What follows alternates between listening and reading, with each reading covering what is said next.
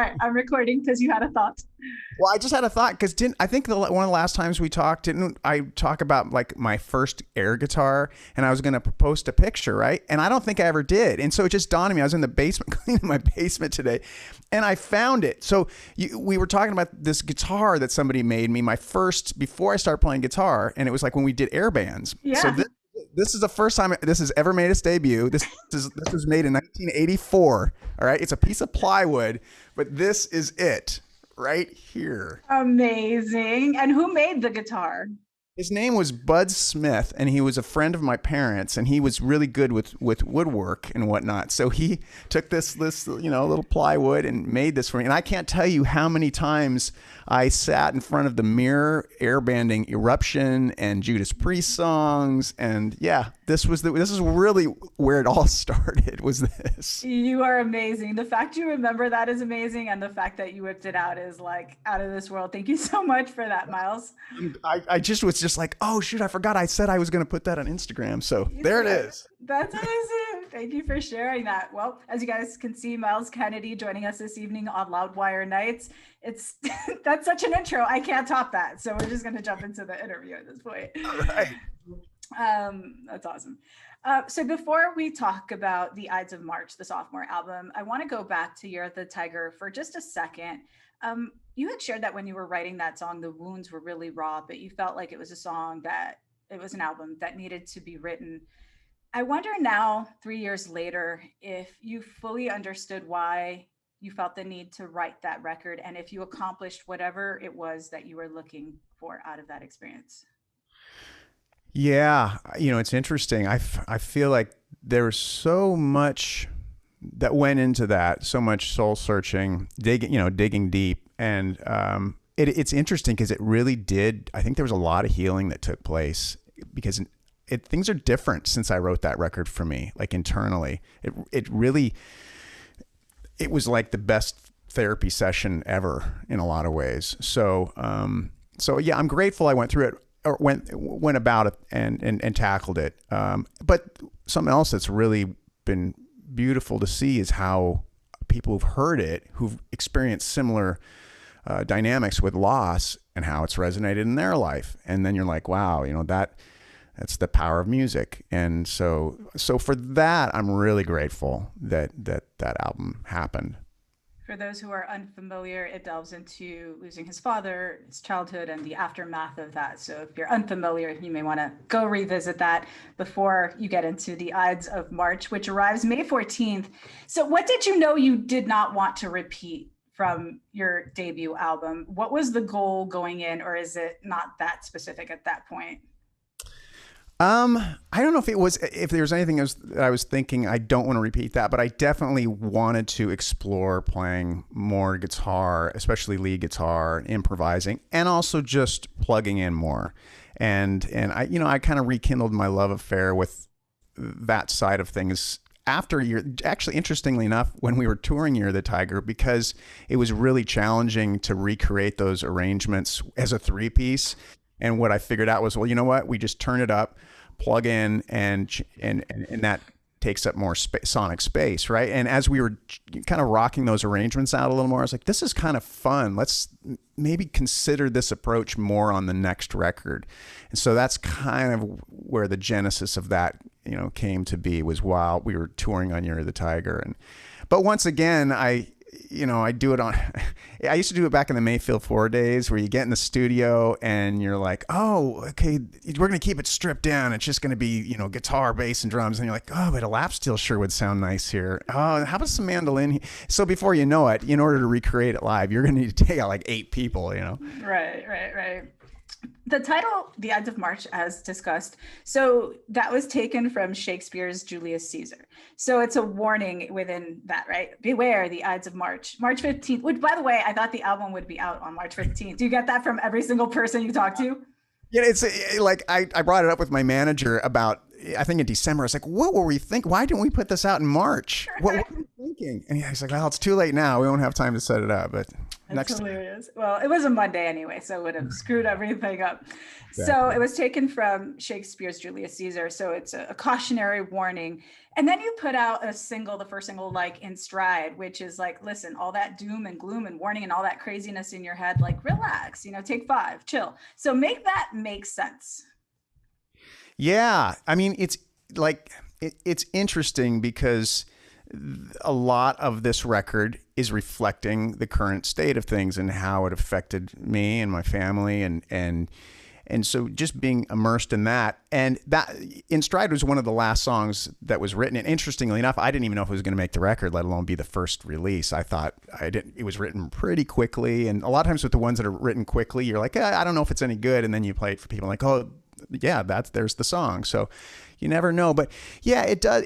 I was thinking about when everything first started happening. My wife was running to the store. In fact, when I found that guitar early, there's still just stacks of toilet paper. Like, when are we going to use all this toilet paper? So yeah, I mean, it was just the idea that it was as if we were preparing for a zombie apocalypse. We were just, but once again, there was just all this uncertainty. We'd never experienced anything like this. We didn't know what was going to happen. So yeah, I thought it would be interesting to kind of look at it from that angle within Stride, but also make it so that it would apply outside of this realm. And for me, and I've talked about this 1,000 times before with my, since I was a kid, I've always had anxiety. In the 6th grade, when all my friends were getting like best athlete, best student, what did my teacher give me? I got the Worry Ward award, so like, right? Was that a real thing?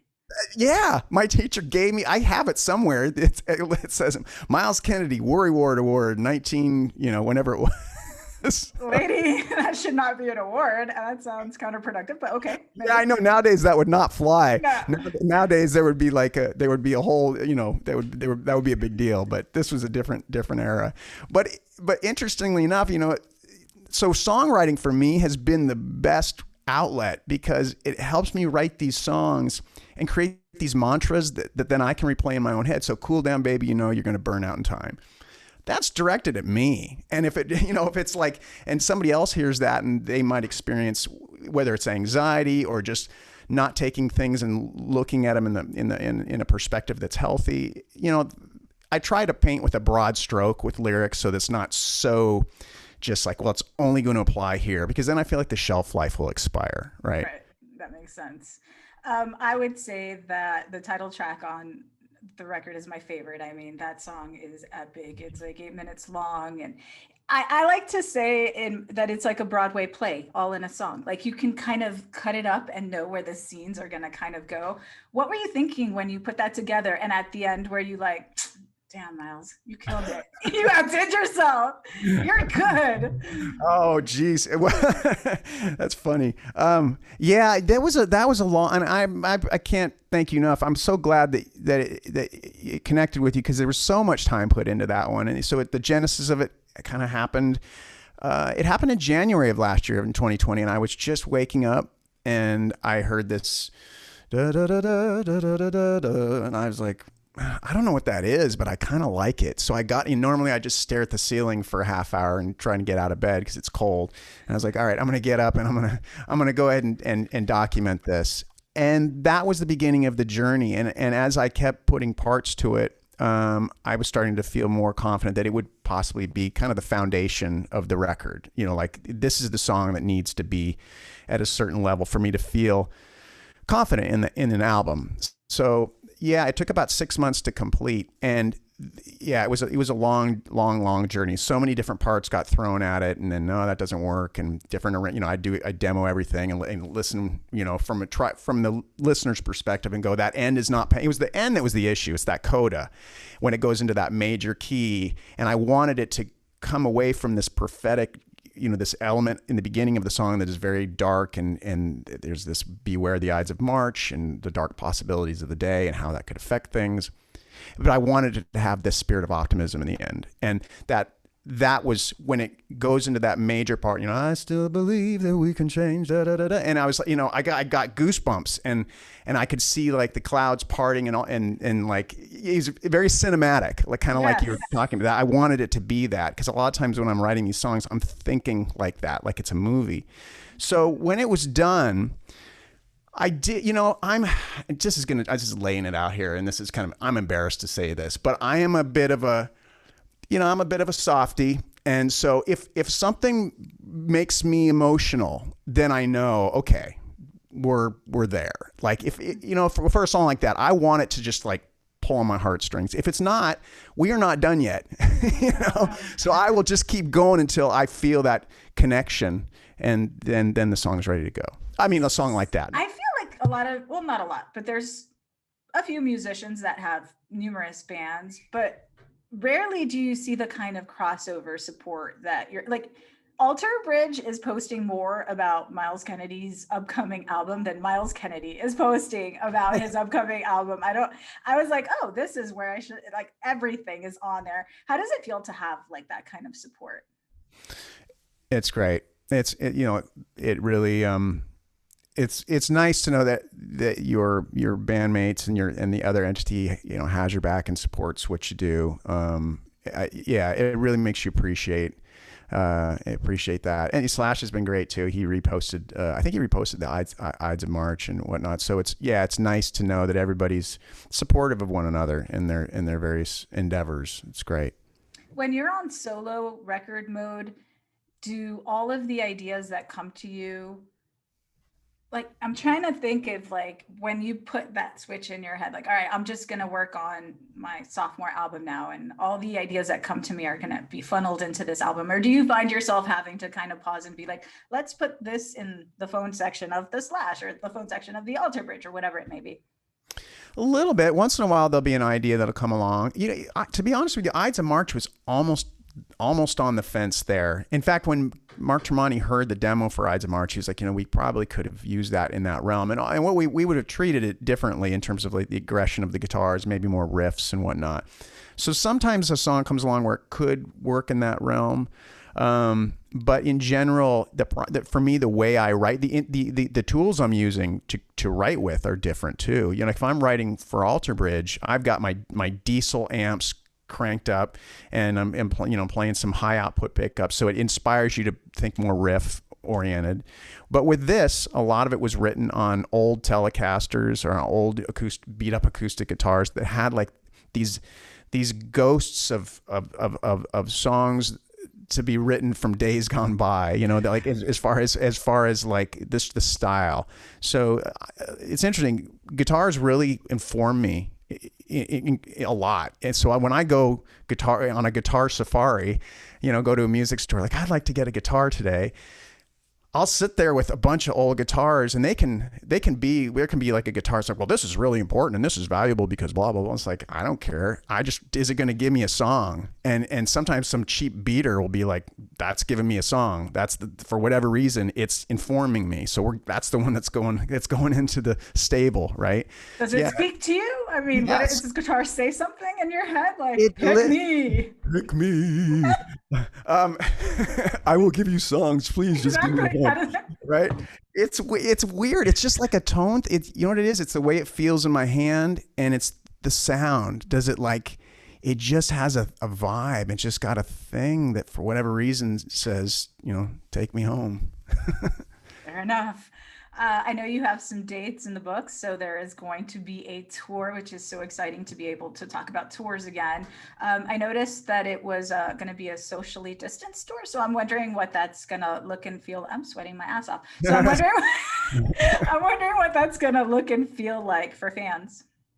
Well, so before we embarked on all of this, we're trying to figure out a way to do it where people would, feel safe and whatnot. So from what I've been told, I think with some of the bigger ones, I think we're doing a few festivals with Hailstorm and whatnot. I think they're going to be like pods, if I'm not mistaken.